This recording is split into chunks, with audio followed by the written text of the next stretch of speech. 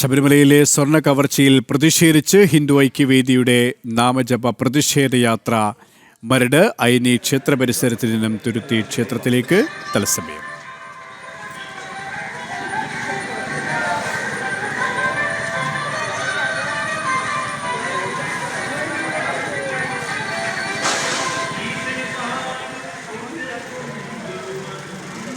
ഇവരുമായി ജിജീഷ് കരുണാകരൻ ചേരുകയാണ്. ജിജീഷ്, നാമജപ പദയാത്ര പുരോഗമിക്കുകയാണ്. മറ്റു വിവരങ്ങൾ കൂടി.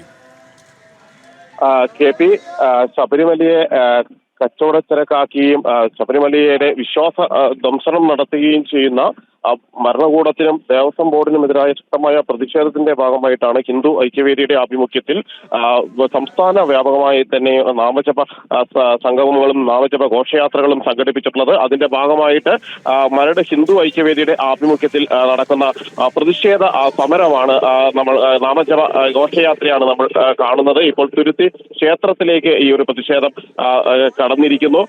വിവിധ ഭാഗങ്ങളിൽ നിന്ന് വലിയൊരു പ്രതിഷേധമാണ് ഭക്തരെ സംബന്ധിച്ചിടത്തോളം അലയടിച്ച് വരുന്നത്. ശക്തമായ ഒരു പ്രതിഷേധം തന്നെ വിവിധ കോണുകളിൽ നിന്ന് ഉയരുകയും ചെയ്യുന്നു. ഇത്തരത്തിൽ ശബരിമലയെ തകർക്കുന്ന നീക്കങ്ങൾ അത് അവസാനിപ്പിക്കണമെന്ന് ആവശ്യപ്പെട്ടുകൊണ്ടാണ് വലിയ പ്രതിഷേധങ്ങൾ ഇപ്പോൾ സംഘടിപ്പിച്ചിരിക്കുന്നത്. നിരവധി ആളുകൾ ഈ പ്രതിഷേധ സമരങ്ങളുടെ എല്ലാം തന്നെ ഭാഗമായി മാറുകയും ചെയ്യുന്നു.